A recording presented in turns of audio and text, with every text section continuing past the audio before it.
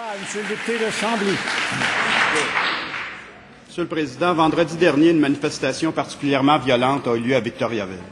Plusieurs personnes ont été blessées, certaines grièvement, de part et d'autre, des manifestants, des policiers. La confiance du public a été mise à mal. Les Québécois se demandent comment une minorité peut utiliser des manifestations pour faire dégénérer le tout. Et on pense entre autres au Black Bloc.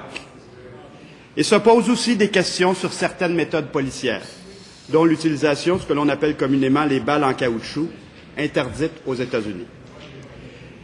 Est-ce que le ministre de la Sécurité publique ne croit pas qu'il y aurait lieu de tenir une enquête faite par une personne indépendante, un sage, qui regarderait l'ensemble des événements de vendredi dernier et qui ferait des recommandations pour l'avenir pour s'assurer que ce genre d'événements ne se reproduisent plus? Monsieur le ministre de la Sécurité publique. Monsieur le Président, il y a une vingtaine d'années a été instituée un commissaire à la déontologie et la commission à la déontologie justement pour faire ce genre d'enquête-là de façon tout à fait indépendante.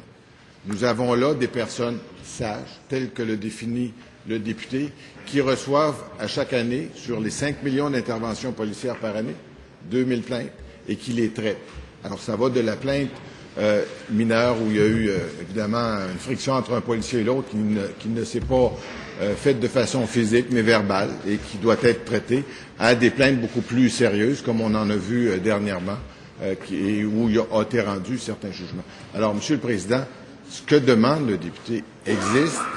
S'il y a des gens qui se plaignent au commissaire à la déontologie, la plainte va être reçue immédiatement et elle va être traitée par un sage d'une façon indépendante.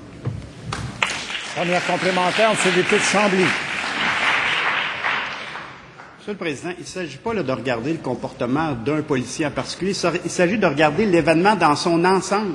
À la fois, comment il se fait que certains manifestants font dégénérer le tout, et je pense au Black Bloc, et à la fois de s'interroger sur certaines méthodes policières. Lors du Sommet des Amériques, on avait formé un comité de sages qui s'était penché pour regarder l'ensemble de la situation et qui avait formulé des recommandations.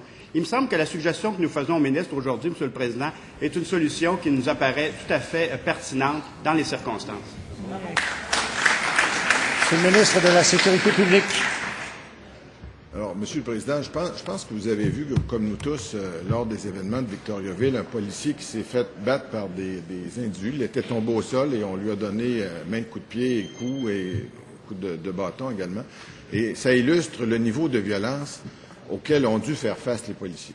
C'était une des manifestations, je pense, les plus violentes que nous ayons connues au Québec depuis longtemps. Dans la formation des policiers, il est prévu d'avoir un continuum d'usage de la force. Ce que les policiers doivent faire, c'est augmenter la force jusqu'au niveau nécessaire pour contrer la violence, en ayant les moyens les moins susceptibles d'occasionner des blessures aux manifestants. C'est ça le travail que doivent faire les policiers. Et ce que fait le commissaire à la déontologie, il traite de ce genre d'événements. Deuxième complémentaire, Monsieur le député de Chambly. Monsieur le Président, lors de cette manifestation, la Sûreté du Québec a utilisé une trentaine de bâtons cinétiques que l'on appelle communément des balles en caoutchouc. Ce type d'arme, comme je le disais tantôt, est interdit ailleurs, notamment aux États-Unis. Est-ce que le ministre de la Sécurité publique, à la lumière des événements de vendredi, a demandé un rapport à la Sûreté du Québec sur l'utilisation de ces balles en caoutchouc? Monsieur le ministre de la Sécurité publique. Je suis assez étonné que le député de Chambly fasse référence à la façon dont les foules sont contrôlées aux États-Unis. Je pense que dans le cas des États-Unis, il arrive des événements très malheureux, il arrive des morts d'hommes dans des contrôles de foule, et je ne pense pas que le modèle américain soit le modèle que nous souhaitions avoir ici. Alors, je réexplique que l'École nationale de police fait des révisions constamment sur les meilleures pratiques qui se font dans le monde pour contrôler les foules, tout en minimisant le risque pour les manifestants.